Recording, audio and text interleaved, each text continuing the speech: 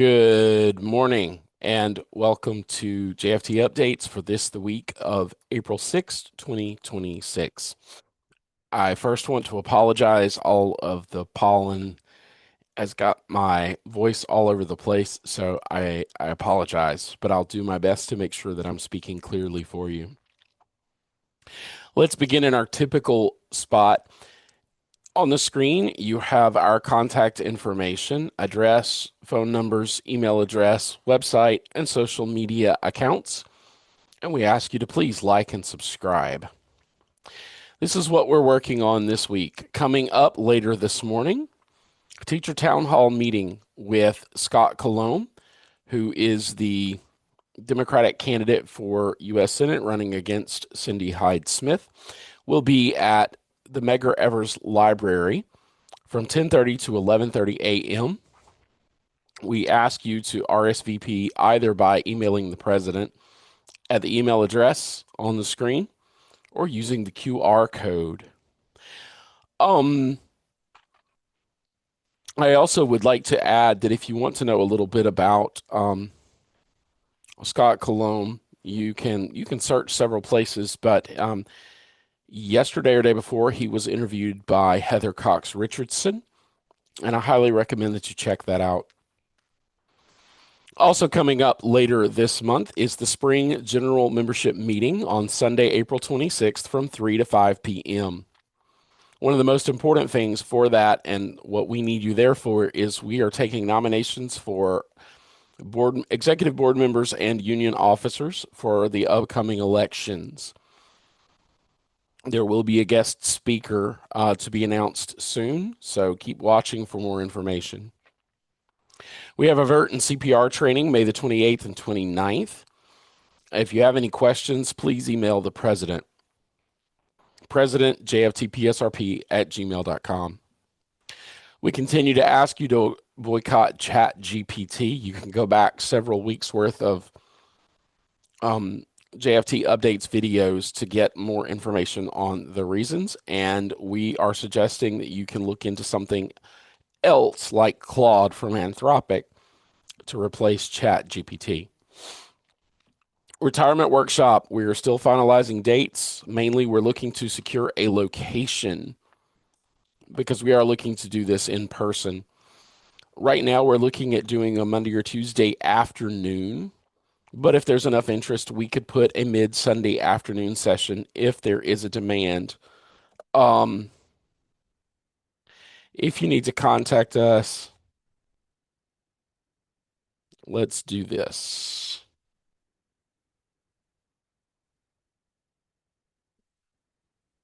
jftpsrp@gmail.com. Still working on election committee nominations. If you've got anybody that you think would be interested in working on the election committee, please let us know. Gas has not gone down anywhere. So, just to remind you, on your screen, you'll see some tips to help you reduce your gas consumption. Make sure your tires are properly inflated. Slow down a little bit. Drive more gently. Lighten up the load in your vehicle. Keep up with your routine maintenance.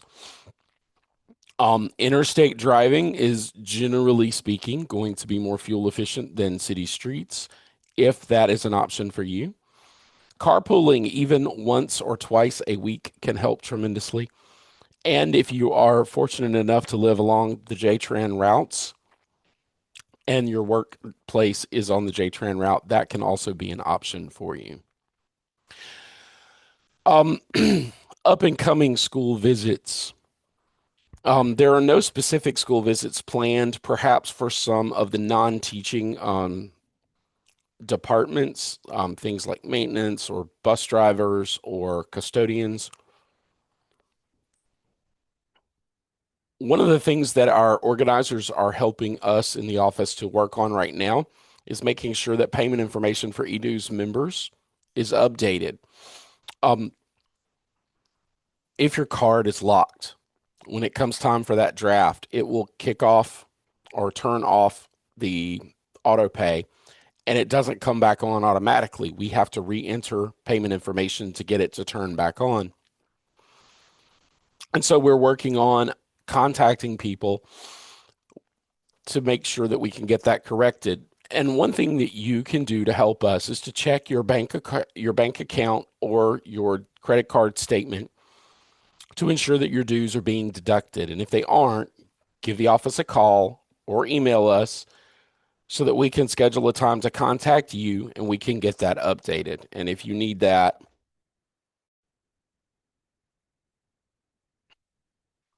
jftpsrp@gmail.com. If you do need to speak to an organizer, you can contact them at the email address or phone number you see on your screen, or you can call the office. Upcoming board meetings, April the 14th, May the 12th, and June 9th at 5 p.m. The April 14 date may change because President Rice and I will both be out of town that week, but if we make that adjustment, we'll let you know. If you're interested in attending, and as a union member, you are welcome to attend board meetings.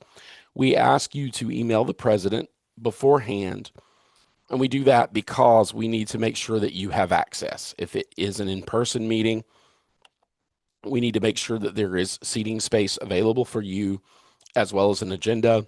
If it is a virtual meeting, we need to get the Zoom link to you. So just let us know ahead of time, and we would be thrilled to have you join us. JFT training, you can find more information at jftpsrp.com. Just click on resources and look for JFT training. Toxic versus hostile work environment and retirement workshop. That is something that I'm working on getting scheduled this week to the best of my ability. And once we have some dates and locations nailed down, we will let you know. 2026 Mississippi legislative session. So this is your legislative update. The session has ended, but not really. What does that mean? Well, the House and the Senate have basically completed all of their work, and they've adjourned for now. But both chambers adopted House Continuing Resolution 64, which extends the session until April 15th. They will reconvene only if Lieutenant Governor Hoseman and Speaker White deem it necessary. So essentially, the session is over, but not exactly. And as always, we're watching for shenanigans because we know that shenanigans like to happen in the Mississippi legislature.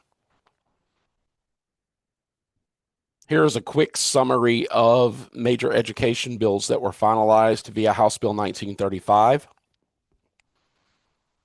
A $2,000 across-the-board raise for all certified teachers, with an additional $2,000 supplement for special education teachers. That means that special education teachers will get a $4,000 raise. And I don't remember if that is straight up first time or spread out.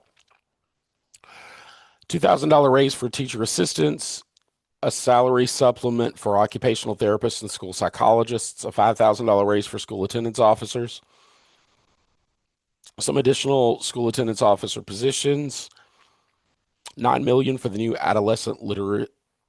adolescent literacy initiative, $3.48 million for the Math Act, level funding for the National Board Certified Teacher Program and early learning collaboratives and state invested pre-K, full funding for the Chickasaw session.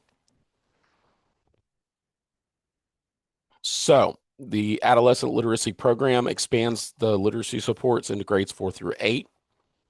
Although $9 million may not cover what is necessary,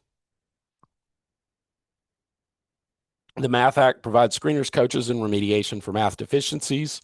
There is no gate test for promotion. The focus is on support, not retention. PERS changes under House Bill 4073. Retirees may return to state employment after 30 days at 80% salary. Employer pays both employer plus employee PERS contributions. Tier 5 changes. Retirement service requirement is reduced from 35 to 30 years. Benefit calculation based on the highest 4 instead of the highest 8. And these changes are intended to strengthen the incentive for retired teachers to return to public school classrooms and to address concerns with the Tier 5 provision adopted last year. Children's Promise Act, additional $6 million in tax credits for non-public special purpose schools, and no increase for other private schools. Any concerns? The pay raise, yes, may be a bit of an insult. It is still a pay raise, and it is better than nothing. But let's remember that when it comes time to vote. Ongoing concerns about teacher shortages, class sizes, and compensation. And the legislature, again, expanded tax credits for non-public schools. But we kept the school choice legislation out this year. Go us. Public school advocates played a major role and probably will again, because that's not a fight that's over. And as we look ahead, 2027 state election qualifying deadline is February the 1st. And we've got 10 months as an opportunity to recruit and support pro-public education candidates. And I will say this about the Jackson area. If you are like me, I live in Jackson. My state senator and my state representative both supported all of the things I wanted them to support, and they were against the things that I wanted them to be against. The problem is we're in a minority when we look at the rest of the state. But we can work with other entities to try to influence perhaps the candidates who are elected in other parts of the state, and that is something for us to consider. So in short, legislative session is not really over, but it is kind of over, and we are watching for shenanigans. And to end us out this morning, things that we need you to do. First of all, please come to the Teacher Town Hall today at 10:30 a.m. at the Medgar Evers Library in Northwest Jackson. Please make plans to attend the spring general membership meeting on April the 26th. Please check your financial accounts, whether it is your bank account or your credit card statement, to ensure that your dues are being drafted. They're usually going to draft on the 1st. Although, it may take up until the 3rd or 4th to clear your bank. But please check to see that your dues are being drafted. And if they're not, please contact us. As a reminder, JFT Talks on the JFT website. There are a ton of episodes that are available to you to teach you about a variety of things. Also, did you know we have informative brochures on our website? You can look under resources, other resources for those. It is testing season, so we commend to you JFT Talks episode 1A, map testing, to get a head start on testing training. And finally, please remember to whitelist Action Network emails and save Hustle phone numbers as contacts so that they don't get slipped into your spam filters and then you don't receive important communication from your local. And to take us back to where we started, if you need to contact us, here's the information that you need.